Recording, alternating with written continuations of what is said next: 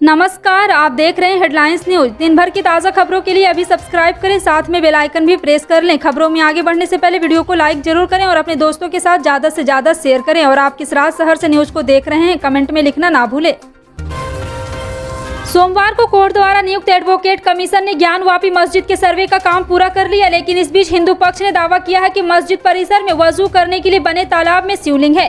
वहीं मुस्लिम पक्ष का दावा है कि हिंदू पक्ष फव्वारे को शिवलिंग बता रहा है। दरअसल सर्वे का काम पूरा होते ही हिंदू पक्ष के लोग हर हर महादेव का उद्घोष करते हुए ज्ञानवापी मस्जिद से बाहर निकले और दावा करने लगे कि मस्जिद में जहां मुसलमान नमाज पहले वजू करते हैं उस वक्त तालाब में शिवलिंग मिला है। हिंदू पक्ष के वकील सुभाष नंदन चतुर्वेदी ने कहा कि हमें कल भी आपत्ति जताई थी और आज जब पानी निकाला गया तो वहाँ शिवलिंग नजर आई। वहीं हिंदू पक्षकार सोहन लाल आर्य ने कहा बाबा मिल गए, लेकिन आपको बता दें कि मुस्लिम पक्ष ने कहा है कि यहाँ पर तो फव्वारा है, कोई शिवलिंग नहीं, सिर्फ और सिर्फ देश को गुमराह किया जा रहा है।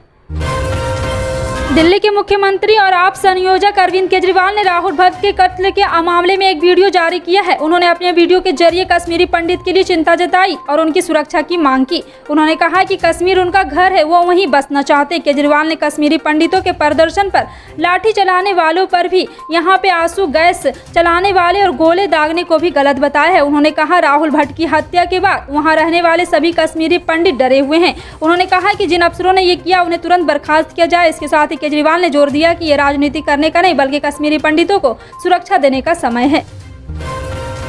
दिल्ली पेरेंट्स एसोसिएशन ने मुख्यमंत्री एलजी एनसीपीसीआर एनएचआरसी को पत्र लिखकर दिल्ली में सभी स्कूल के सभी बच्चों के लिए तुरंत गर्मी की छुट्टियों के ऐलान की मांग की। डीपीए ने अपने पत्र में कहा दिल्ली में आग उगलती घातक गर्मी को देखते हुए सभी स्कूलों के सभी बच्चों के लिए गर्मियों की छुट्टियों के बिना देरी के तुरंत घोषणा करनी जारी है। और 72 साल बाद दिल्ली में इतनी गर्मी पड़ रही है। 15 मई 2022 को दिल्ली के कई इलाकों का तापमान 49 डिग्री सेल्सियस तक पहुँच गया। दिल्ली पेरेंट एसोसिएशन के मुताबिक दिल्ली सरकार द्वारा ऐसा कोई कदम नहीं उठाया गया। केंद्र सरकार द्वारा जारी दिशा निर्देश में ये साफ किया गया है कि दोपहर 12 बजे से 3 बजे के बीच बच्चों का धूप में बाहर निकलना सुरक्षित नहीं है। ऐसे में स्कूल जा रहे बच्चों का हीटवेव की चपेट में आने का खतरा है।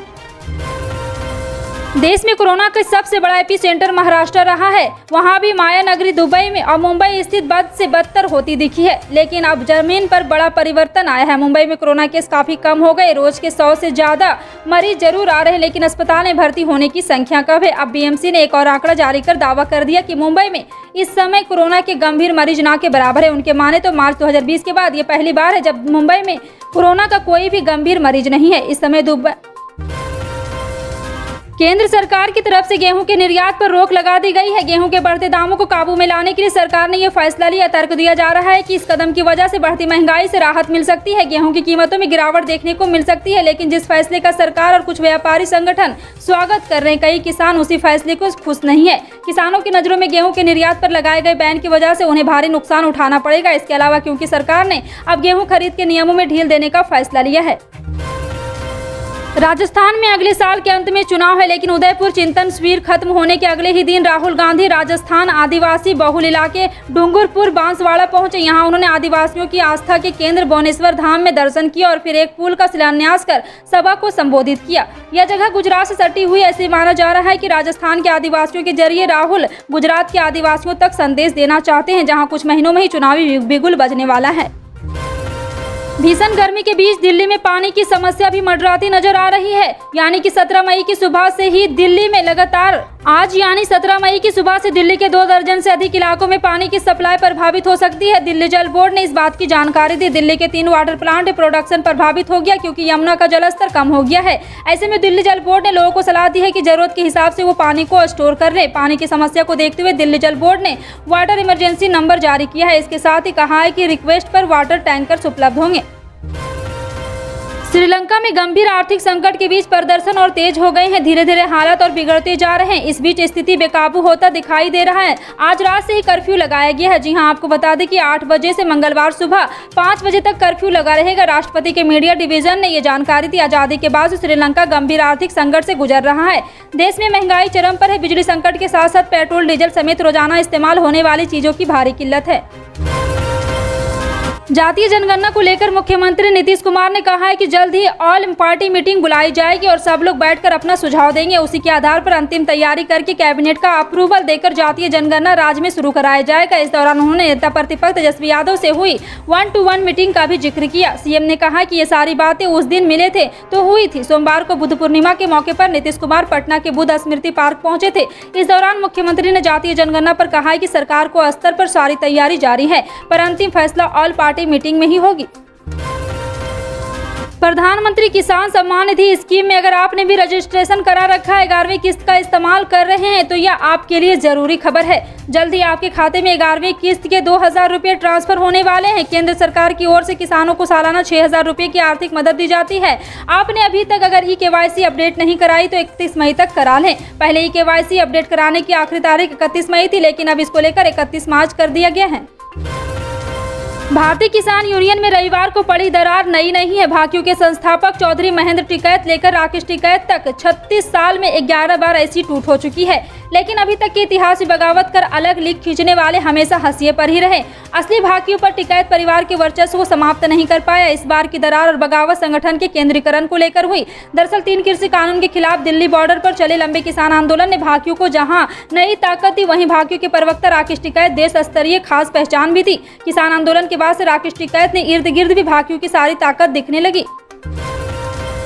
जम्मू कश्मीर के पूर्व मुख्यमंत्री और पीपुल्स डेमोक्रेटिक पार्टी का अध्यक्ष महबूबा मुफ्ती ने ज्ञानवापी मस्जिद सर्वे को लेकर केंद्र सरकार पर जमकर निशाना साधा। महबूबा मुफ्ती ने कहा है कि हमें उन सभी मस्जिदों की सूची दे जिन पर आप नजर रख रहे हैं, वे अब ज्ञानवापी मस्जिद के पीछे पड़ गए हैं। क्या उसको लेने के बाद सब कुछ ठीक हो जाएगा? जो वादे किए थे हम साल में 2 करोड़ नौकरियां देंगे, क्या उसे पूरा करेंगे? उन्होंने ये भी कहा था कि हम महंगाई को कम करेंगे, हम 15 लाख रुपए गरीबों के खाते में डालेंगे। सवालों के इनके पास कोई जवाब नहीं। अब लोगों का ध्यान हटाने के लिए हिंदू मुस्लिम कर रहे हैं। आपको बता दें कि इसके साथ ही मीडिया पर निशाना साधते हुए कहा कि ये मीडिया हिंदू मुस्लिम करती है, उससे यहाँ और दूरियां बढ़ती हैं। वहीं कश्मीर फाइल पर बोलते महबूबा मुफ्ती ने कहा कि हमें कश्मीरी पंडितों के लिए एक सुरक्षित माहौल बनाया है।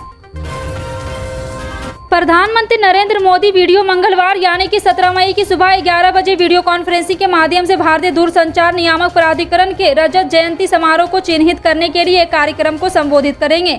प्रधानमंत्री कार्यालय द्वारा एक प्रेस विज्ञप्ति में बताया गया है कि इस मौके पर पीएम मोदी एक डाक टिकट भी जारी करेंगे। कार्यक्रम के दौरान प्रधानमंत्री IIT मद्रास के नेतृत्व में कुलाट संस्थान द्वारा बहु संस्थान सहयोगी परियोजना के रूप में विकसित 5G टेस्ट बेड का भी शुभारंभ करेंगे।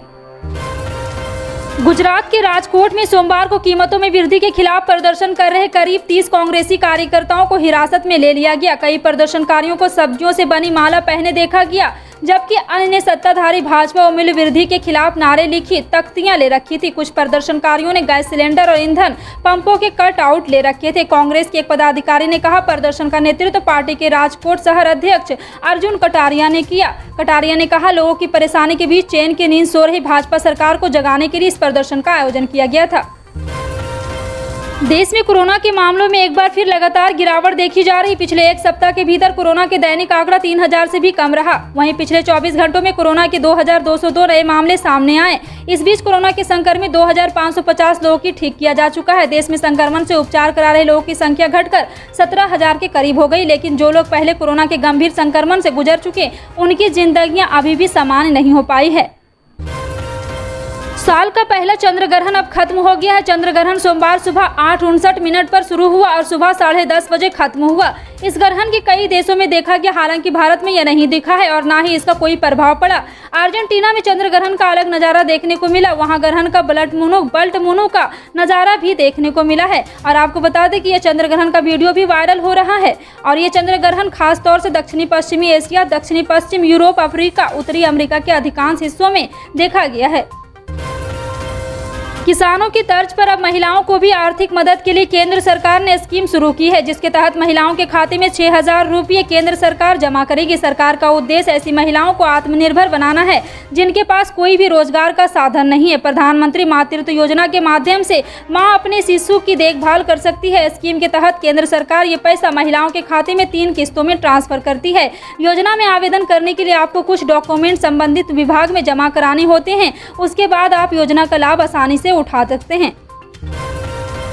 सोनपुर रेल मंडल में संपार फाटकों का उन्मूलन कार्य को लेकर मंगलवार से पावर ब्लॉक लिया जाएगा। इस दौरान सीतामढ़ी से दिल्ली जाने वाले अप व डाउन लिच्छवी एक्सप्रेस रद्द रहेगी।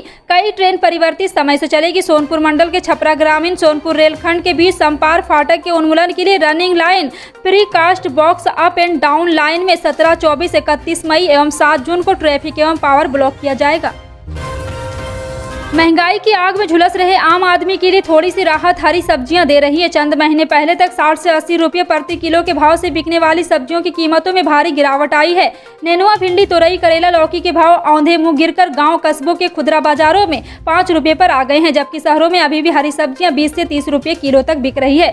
शादियों के सीजन के चलते हरी सब्जियों की डिमांड कम हो गई है। इसका असर ये है कि किसानों को अपनी सब्जियों की लागत तो छोड़िए, मंडी तक पहुँचाने को किराया भी नहीं निकल रहा है। रविवार को उत्तर प्रदेश के कुशीनगर जिले के मथौली कस्बे में नेनुआ, भिंडी, तुरई, करेला, लौकी 5 रुपये किलो बिक रहे थे। वहीं परवल 30 रुपये और टमाटर 60 रुपये किलो था। फिलहाल आपका इन सभी खबरों पर क्या कहना है, कमेंट सेक्शन में टाइप करके जरूर बताएं। पल पल की अपडेट जानने के लिए जुड़े रहें आप अपने हेडलाइंस न्यूज के साथ। मिलते हैं अगली बड़ी खबर में, तब तक के लिए जय हिंद।